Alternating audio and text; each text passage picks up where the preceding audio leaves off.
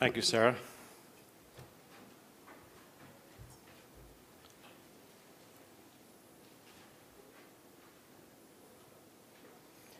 I will be making some forward-looking statements, so I draw your attention to this safe harbor statement and also refer you to our SEC filings. So I'd like to start off just describing a very exciting technology platform that we're working with at Stem Cells, Inc. There's a highly purified population of human neural stem cells discovered by company scientists back in 1999.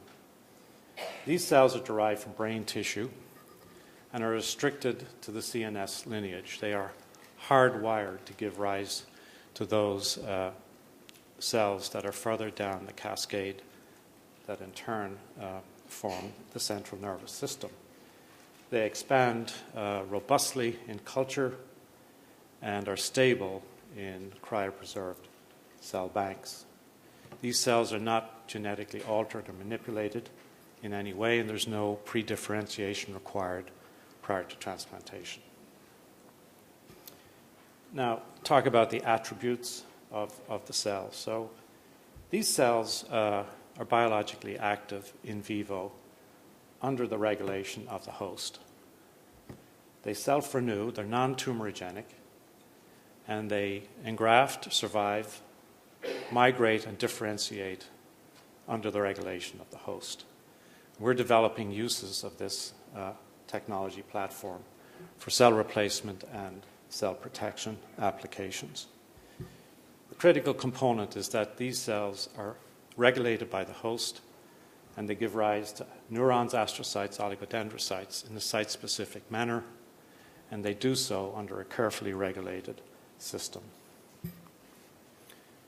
So the features and the attributes of the cells gave us some very interesting and exciting observations in the clinic.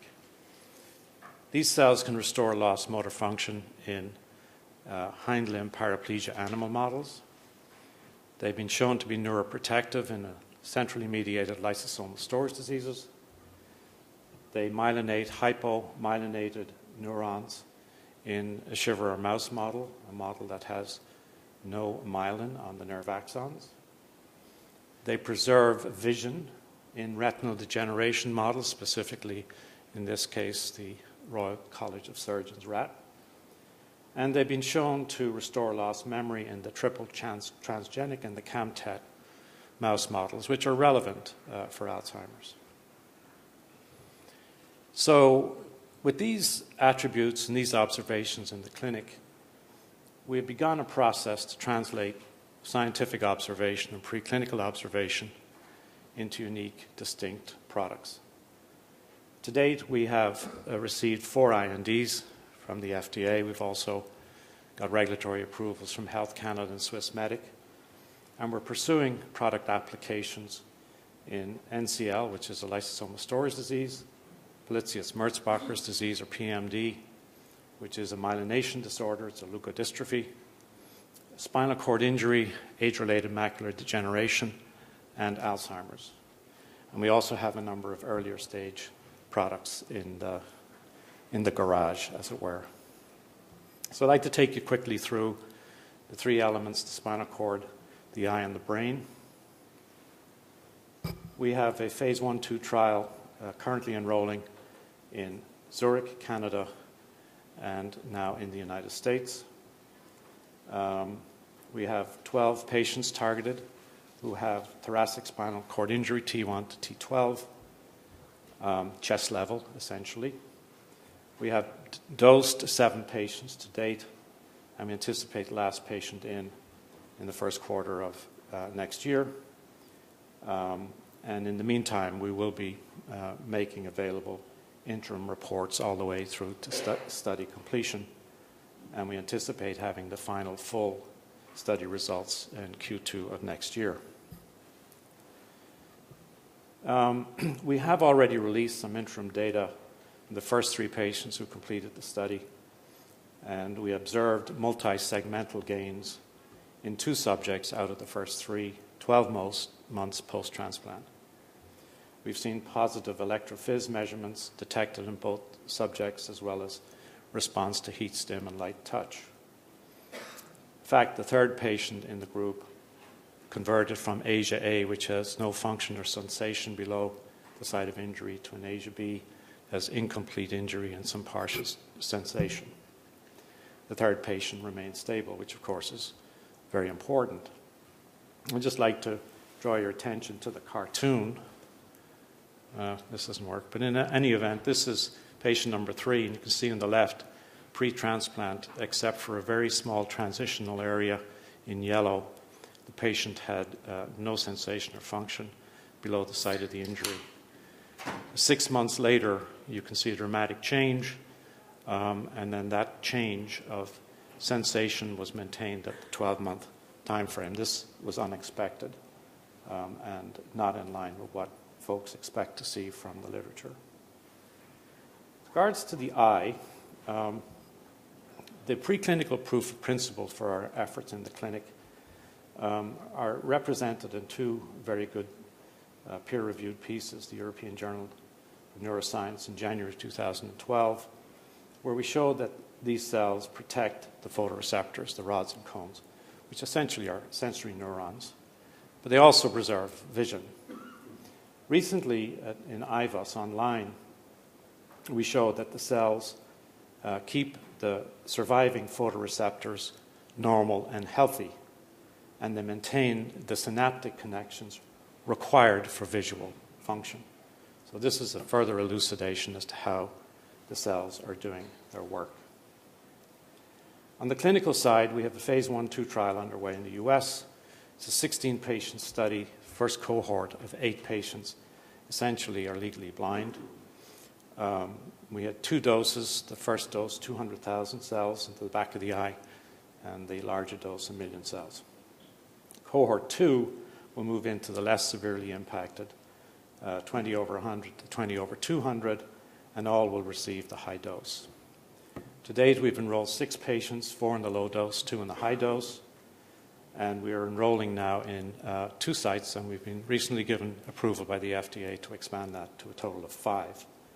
The next step for us, of course, will be complete cohort 1, total of 8 by the end of the year, and we anticipate we'll have the last patient in to this study in the second cohort by the middle of next year, with final study reports in Q3 of 2015.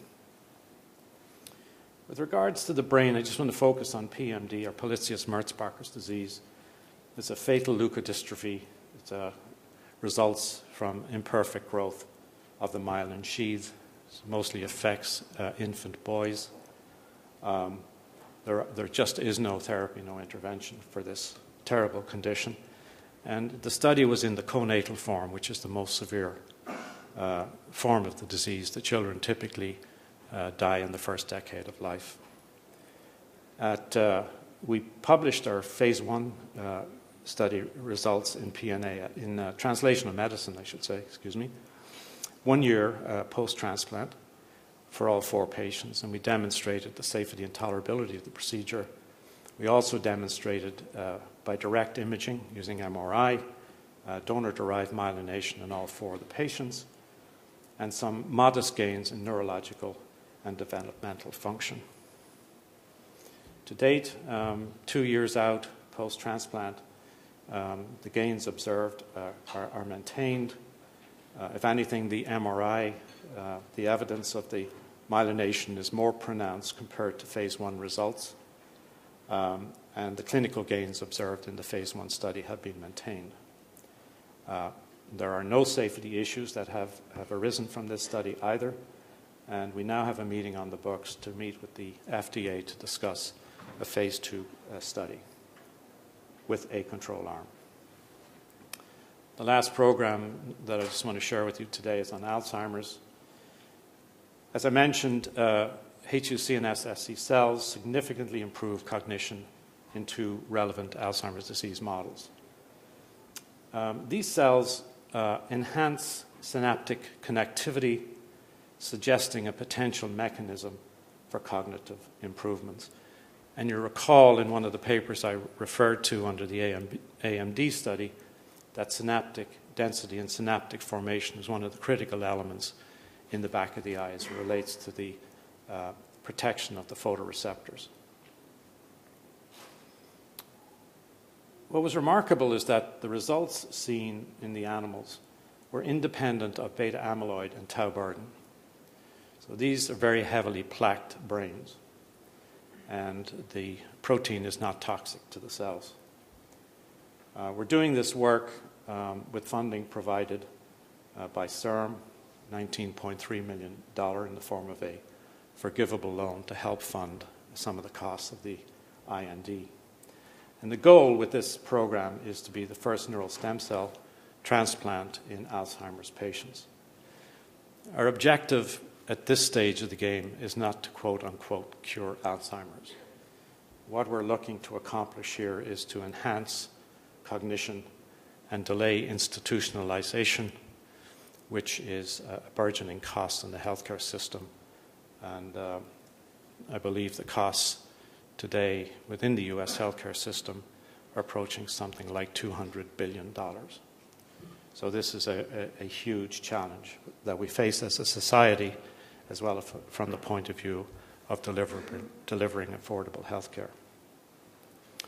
So I can make a colorable argument that STEM has emerged as the leader in cell therapy in the CNS because of the breadth of the program in all three elements of the central nervous system, spinal cord, the eye, and the brain. Take-home message here is that we will wrap up the phase 1-2 studies pretty quickly and start the phase 2 proof of concept studies in spinal cord injury and AMD in 2014. And we anticipate interim results about a year after that, once we have about half of the patients enrolled at the 6-month time point. On the brain, once we meet with the FDA, we'll have a better sense of what a phase 2 control study would look like, but also equally as important, what a pathway to registration will be.